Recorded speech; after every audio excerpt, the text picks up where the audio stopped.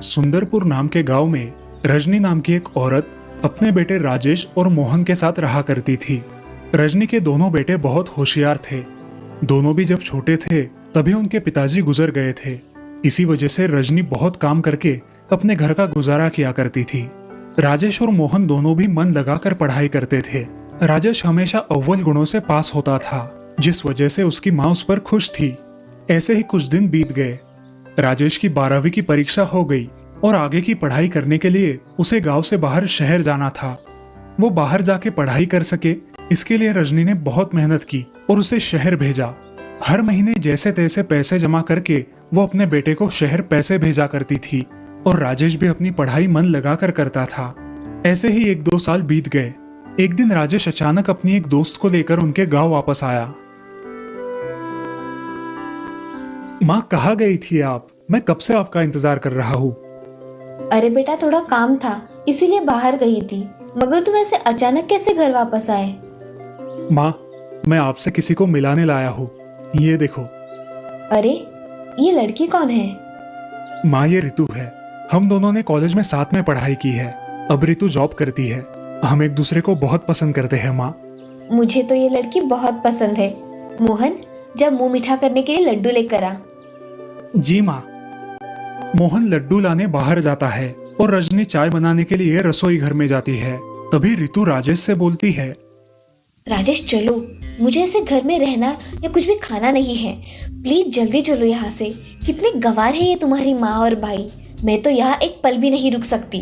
और हाँ, तुम्हें मुझसे शादी करनी है तो फिर से गाँव कभी नहीं आना होगा। अब तुम डिसाइड कर लो तुम्हें क्या करना है।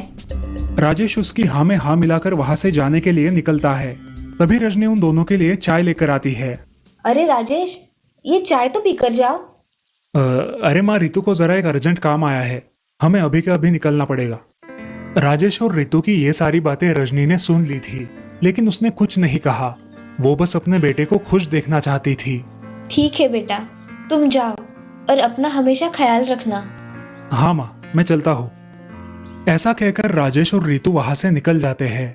कुछ महीनों बाद राजेश और ऋतु शादी कर लेते हैं। लेकिन शादी में राजेश अपनी माँ और भाई को नहीं बुलाता, क्योंकि ऋतु को उन दोनों की बहुत शर्म आती थी। राजेश अपने भाई और माँ के लिए एक खत लिखता है। खत में लिखा होता है, प्रिय माँ, समय ना होने के कारण मैंने और ऋतु ने शादी कर ली है और आपको बुला नहीं पाए। आपका आशीर्वाद चाहिए। वो खत पढ़कर माँ और मोहन को बहुत बुरा लगता है।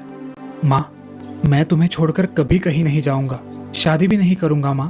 तुम्हें हमेशा अपने साथ रखूंगा। अरे मेरे लाल, मेरे सहारे कब तक जिएगा? मैं तो अब कुछ ही साल के मेहमान हूँ। शादी तो तुम्हें करनी ही पड़ेगी।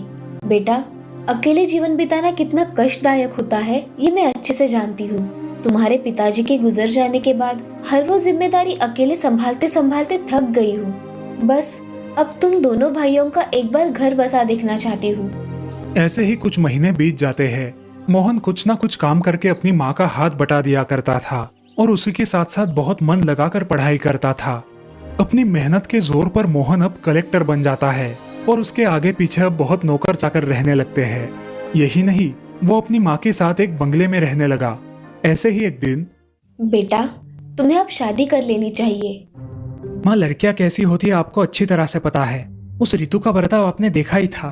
अरे बेटा, सभी लड़कियां एक जैसी नहीं होती। तुम एक बार किसी से मिलकर तो देखो। ऐसे ही एक दिन रजनी मंदिर जाने के लिए बाहर निकली थी। आज बाकी दिनों के मुकाबले बहुत तेज धूप थी और इसी वजह से रजनी को चक्कर आकर वो रास्ते में गिर गई। तभी रास्ते से गुजर रही एक खूबसूरत लड़की वहां दौड़ते हुए आई। उसने रजनी को पानी पिलाया और उसे एक पेड़ के नीचे छांव में लेकर गई। थोड़ी देर में रजनी को होश आया। तुम कौन हो बेटी? माँ जी, मेरा नाम सुजाता है। आप रास्ते में चक्कर आकर गिर गई थी। चलो माँ जी, मैं आपको आपके घर छोड़ देती हूँ। बताइए, कहाँ रहती है आप? रजनी ने उसे अपने घर का पता बताया। सुजाता उसे लेकर उसके घर तक छोड़ आई और इसी प्रकार से सुजाता और रजनी की अच्छे से बनने लगी। अब सुजाता का रजनी के घर आना जाना शुरू हो गया। उसे पता चला था कि वो एक कलेक्टर का घर है। ऐसे ही एक दिन सुजाता रजनी के घर आई थी और उसकी मुलाकात मोहन से हुई। दोनों भी एक दूसरे को बेहद पसंद आए और कुछ ही दिनों में उन दोनों ने शादी कर ली। शादी के बाद सुजाता ने मोहन की मदद से एक नया व्यापार शुरू किया और देखते ही देखते उस छोटे व्यापार को एक बड़ी कंपनी में तब्दील कर दिया। अब मोहन और सुजाता हंसी खुशी रहने लगे। उधर राजेश की पत्नी रितु की कुछ कारणवश नौकरी चली गई। अब राजेश अपने अकेले की कमाई पर घर का खर्चा नहीं उठा पा रहा था। उसे कुछ समझ नहीं आ रहा था कि क्या किया जाए। रितु ने उससे कहा, मैंने आपके छोटे भाई मोहन के बारे में तो बहुत सुना है। वो कलेक्टर तो है ही और उसकी पत्नी भी एक बड़ी कंपनी की मालकिन है। क्यों ना आप मेरे जॉब के लिए मोहन से बात कर ले, शायद मुझे उनके यहाँ कोई अच्छी जॉब मिल जाए। तुम्हें क्या लगता है मोहन तुम्हारी जॉब के लिए मदद करेगा? हमने उन्हें हमारी शादी में तक नहीं बुलाया, कभी उनका हालचाल तक नहीं पूछा, और जब हमारा खराब वक्त आया तो हम उनकी मदद मांगने जा रहे हैं। तुम्हें तो उनके घर में पानी पीना तक पसंद नहीं था। मुझसे बहुत बड़ी गलती हो गई। मैंने माँ जी के साथ बहुत गलत किया। तुम्हारा तो छोड़ दो। पिताजी गुजर जाने के बाद माँ ने बहुत सारी मेहनत करके मुझे पाला, मुझे शहर में पढ़ाई करने के लिए भेजा, पाई पाई जोड़कर मुझे पढ़ाया, और जब मेरी माँ और भाई को मेरी जरूरत थी तब मैं उन्हें छोड़कर यहाँ आ गया। मुझे तो भगवान भी माफ नहीं करेगा। क्या मुंह लेकर जाऊं मैं अपनी माँ और भाई के पास? घर छोड़ने के बाद राजेश ने कभी अपने माँ के बारे में जानने की कोशिश नहीं की थी, मगर रजनी हमेशा किसी न किसी तरह से राजेश की खबर रखती थी। ऐसे ही उसे राजेश की खराब हालत के बारे में पता चला था। रजनी ने सुजाता से कहकर रितु को एक अच्छी नौकरी लगा दी, और जब ये बात राजेश और रितु को पता चली तो दोनों को अपने किए पर बहुत शर्मिंदगी महसूस हुई। दोनों भी रजनी से मिलने मोहन के घर चले गए। माँ जी, मुझे माफ कर दीजिए। मैंने आपको बहुत दुख पहुंचाया है। मैं हमेशा अमीर गरीब में भेदभाव करती रही। मुझे माफ कर दीजिए। माँ, हमें माफ कर दो माँ, हमसे गलती हो गई। ठीक है बेटा, सुबह का भूला शाम को वापस घर आ जाए तो उसे भूला नहीं कहते, और मैंने तुम्हें कब का माफ कर दिया है। अब तुम दोनों यहाँ ही रहोगे हमारे साथ, समझे?